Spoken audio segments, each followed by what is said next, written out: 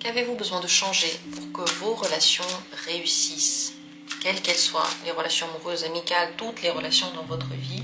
Si vous avez des soucis, vous avez l'impression que ça ne marche pas, qu'est-ce que vous avez besoin de changer? Pourquoi vous? Eh bien, parce que c'est la seule personne sur qui vous avez un contrôle. Vous ne pouvez pas changer les autres. Vous ne pouvez pas changer forcément les situations, mais à l'intérieur de vous, il y a toujours des choses à travailler. Si vous êtes là pour ça, vous aimez bien vous développer personnellement, vous aimez bien vous remettre en question, alors vous êtes au bon endroit, c'est exactement ce qu'on va faire. Et on va vous donner de bons conseils, comment faire pour que vos relations réussissent. Qu'avez-vous besoin de changer en vous pour que les relations réussissent?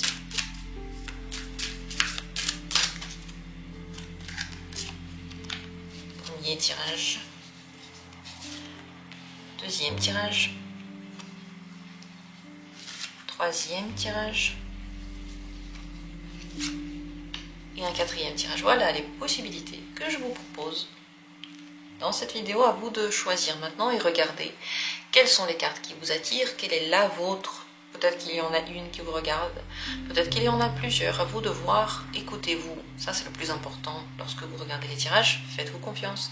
Dans la description, il y a les minutes pour y accéder rapidement. Et c'est parti. Qu'avez-vous besoin de changer pour que vos relations réussissent? C'est la carte du yin. Vous avez besoin clairement d'augmenter votre énergie féminine. L'énergie féminine, qu'est-ce que c'est? C'est une énergie de réception. S'il fallait donner un seul mot, c'est la réception. Arrêtez de tout donner, laissez les gens vous donner. Apprenez à recevoir, apprenez à être plus détendu et plus tendre. Arrêtez de contrôler les autres. Arrêtez de toujours checker s'ils vont bien, qu'est-ce qu'ils ont fait, est-ce qu'ils ont tout bien fait, est-ce qu'ils ont suivi la notice, est-ce qu'ils ont fait tout dans les règles. Arrêtez de le faire. Laissez les autres le soin de se développer eux-mêmes et de vous apporter ensuite le résultat en fait de ce qu'ils ont pensé, de ce qu'ils ont essayé de faire. L'énergie féminine, c'est une coupelle qui doit être remplie et quand elle est remplie, elle peut donner aux autres. Voilà comment ça marche. Donc, développez ce qu'il y a à l'intérieur de vous de plus tendre, de plus féminin et de plus plaisant. Parce que l'énergie féminine, c'est une énergie de plaisir. L'énergie masculine, à contrario, est une énergie d'action, de travail, de volonté, de feu, de premier pas, d'activité, le fait de prendre soin des autres, de protéger, de organiser. Ils peuvent contrôler, ils peuvent dire aux autres quoi faire parce qu'ils veulent que tout se passe bien. Ils ont une vue d'ensemble. Voilà pourquoi cette énergie masculine peut aussi organiser. Alors que l'énergie féminine, elle reçoit.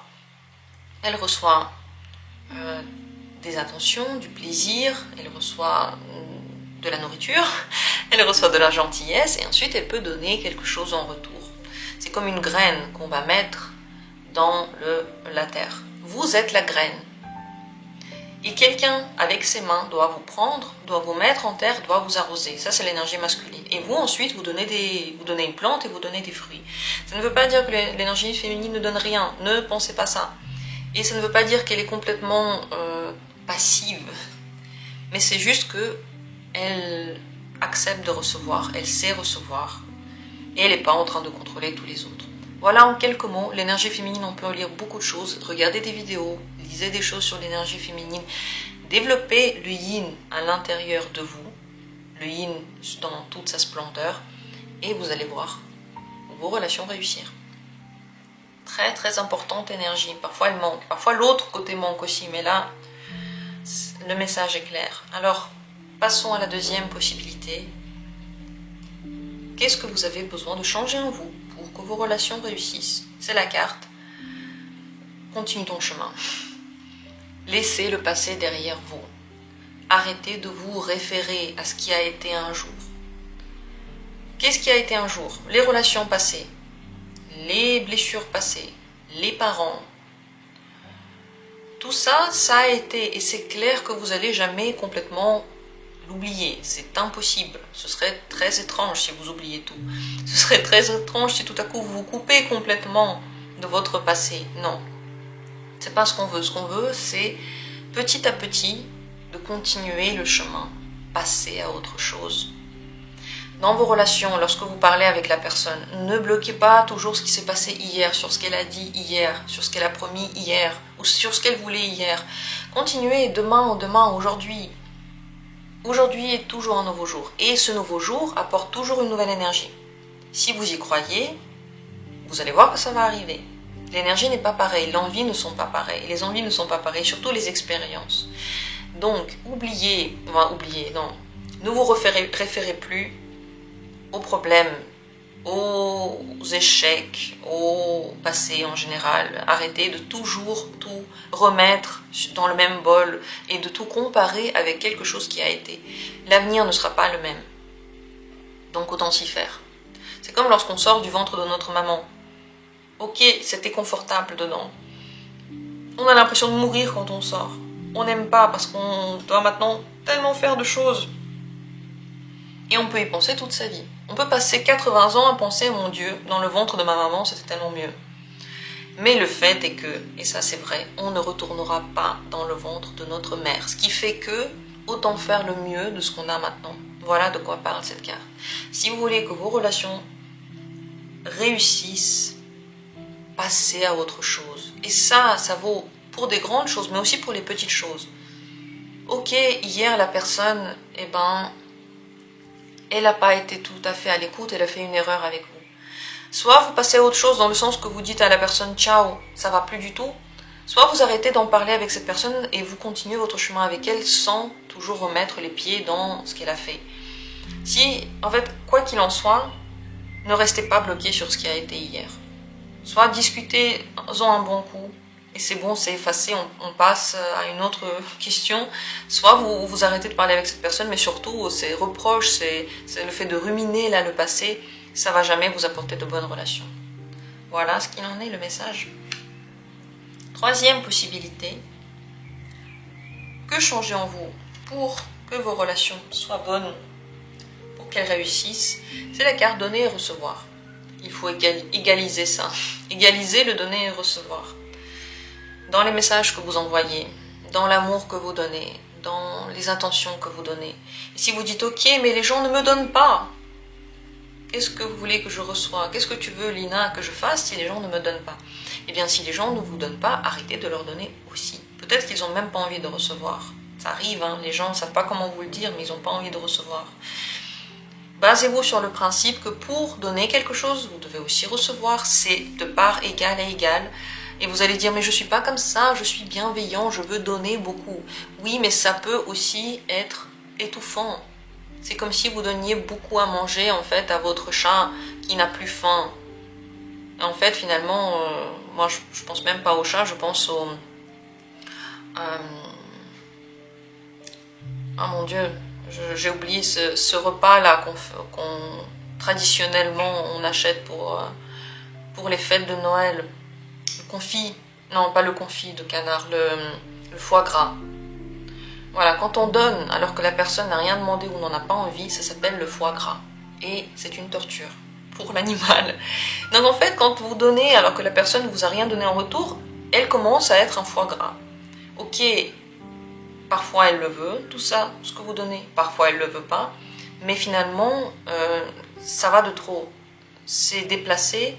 Vous ne recevez rien, donc vous commencez à vous appauvrir, à être frustré, déçu et ainsi de suite. Pourquoi? Parce que vous n'avez pas assez de patience pour attendre qu'on vous donne. Ou pas assez de force pour passer à quelqu'un d'autre qui, lui, voudra vous donner. Voilà le principe le plus important. Et c'est pareil, hein, vous aussi, vous devez donner.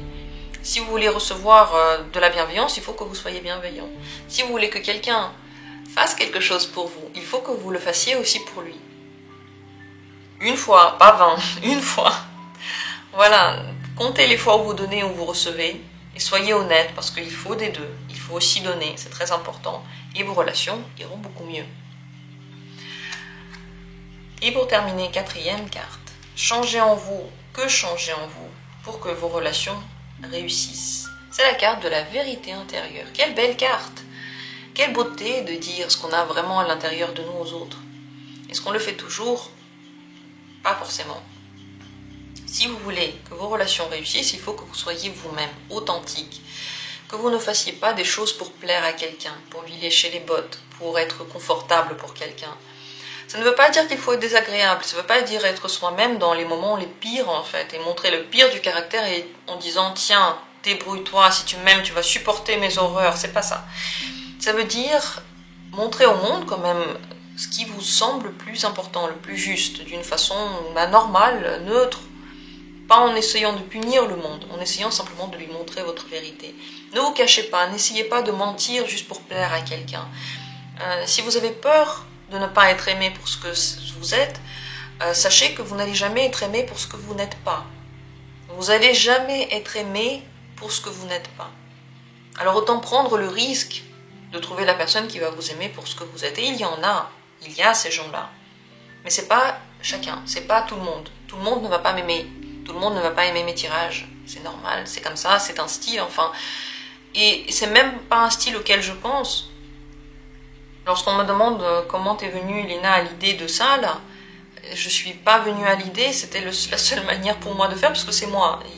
Tout ça, c'est moi. Ce fond, ce petit objet là à côté, la manière dont je parle, à aucun moment je peux vraiment le changer complètement parce que ce serait pas moi. Je peux pas parler d'une voix extrêmement joyeuse comme le font certaines ou certains. Je peux pas avoir autant en fait de vitalité dans la voix parce que je suis quelqu'un de plus calme et je ne peux pas être tout le temps amadouant parce que je pense que la vérité c'est plus important que l'illusion. Voilà comment je suis et ces tirages représentent moi. Et personne ne les fera comme moi. Et moi, je ne les ferai jamais comme vous les ferez. Pareil dans la vie. Si vous voulez que vos relations réussissent, soyez vous-même. Dites aux gens qui vous êtes, comment vous êtes. Ça ne veut pas dire qu'on ne se transforme pas, qu'on ne change pas, mais ça veut dire qu'autour de soi, il faut être comme vous êtes. Vraiment. Ainsi, vos relations vont aussi réussir. Et c'est sûr qu'il y a des gens qui vont vous aimer pour ce que vous êtes réellement. Voilà pour cette dernière carte. J'espère que le tirage vous a inspiré, vous a ouvert à vous-même et à la meilleure compréhension de soi. Dites-moi en commentaire ce que vous en pensez, comme toujours. Je vous remercie d'avoir été là et on se retrouvera bientôt pour d'autres tirages. Entre parenthèses, j'en fais tous les jours des tirages. À la prochaine, je vous souhaite le meilleur.